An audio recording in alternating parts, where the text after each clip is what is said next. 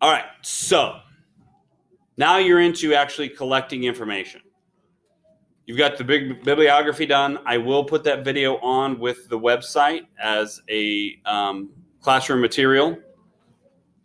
But in each one of these that you'll do on every article moving forward on this activity with the argumentative essay, you have an argument you can insert. Does anybody remember that argument? It'll be the same one we had before we left for break. I hear you mumbling up there, Bruce. I think it's you. How does social media / technology complicates or improve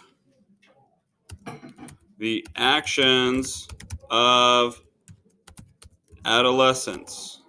Who are adolescents again? Us. All right, now this is a little big, so I'm going to go ahead and, I don't know, be smart about this and shrink it down so I can see it later on. I just typed in how does TV. Nope, it cannot be that, because if you start shortening the argument now, you will continue to shorten and make it even simpler. This is like telephone. You have to know exactly what your argument is. You have to know what it is. Does that make sense, Connie? Okay. You've got to make sure you have the same argument all the way throughout. Now, the next part is inserting your claim. Your claim should stay consistent all the way through this. What is the claim again? Someone help me out. It's the first time Bruce raised his hand. He was like, oh, I might be wrong. What is the claim in any argument? What you got, Connie?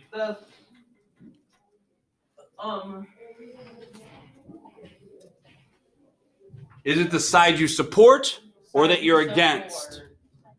Side you support. So whichever side you support, you want to insert your claim here. So let's say that I personally think that social media / technology complicates the actions of Boomer. adolescents. I'm not, this isn't necessarily my opinion. This is just the side I'm picking for now. But you have to pick a side. Can you be down the middle? No. No. In an argument, you want to pick a side, at least in what we're doing. Okay? That's my claim. Should my claim stay consistent throughout this argument? It should. What if I change my mind, though, Maverick? Am I allowed to change my mind as I read more information? Yes. You'll have to redo some stuff, but guess what I have to change? 1 slide, 2 slides. I have to change my claim and my counterclaim. Because if you look at your next slide, it's evidence.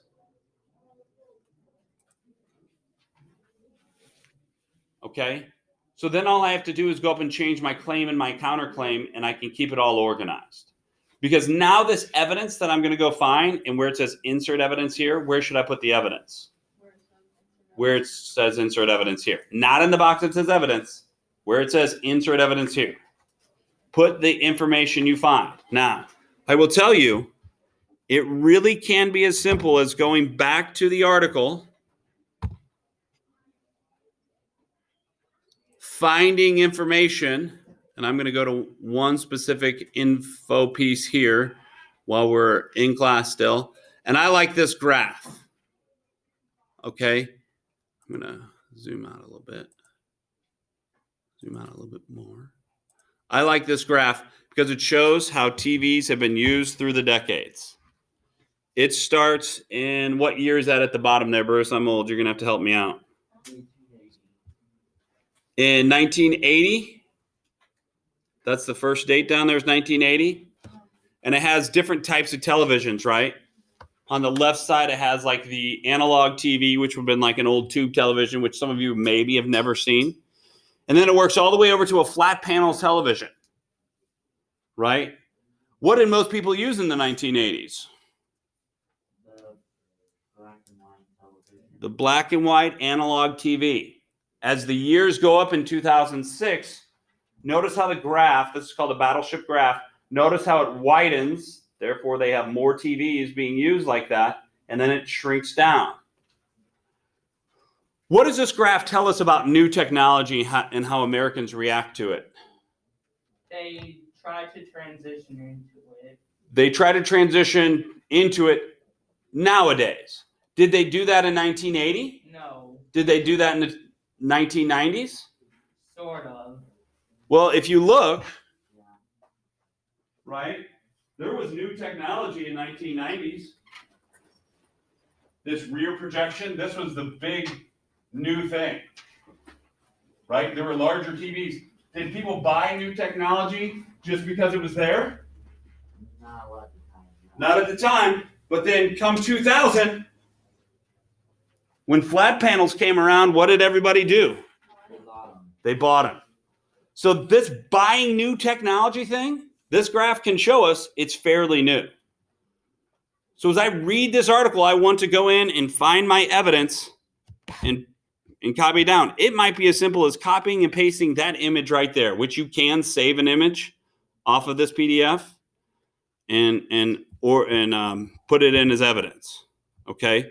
Now you will have tomorrow to work on this as well. One more thing I want to cover, that if you go farther down, which you should, onto this slide, you come to something called the counterclaim. If my claim was that social media technology complicates the actions of adolescents, what should my counterclaim be then? The opposite. Should be the opposite, which is what? They don't. Okay. And don't put they. I want you to write out the full counterclaim every time. Social media / technology improves what is it? The actions of adolescents. Yeah. It's almost like I have to write this every time so that I remember what it is I'm looking at. All right. Questions about this? Concerns? Now, that does mean you have to go through the article and find evidence to support these. I'm asking you to go find 3 pieces of evidence for each one of these in all of our articles. You will have more articles like this. Just worry about the one in front of you. You will have tomorrow to work on this so that you have questions. If you have questions, you can ask me. So do you have homework tonight?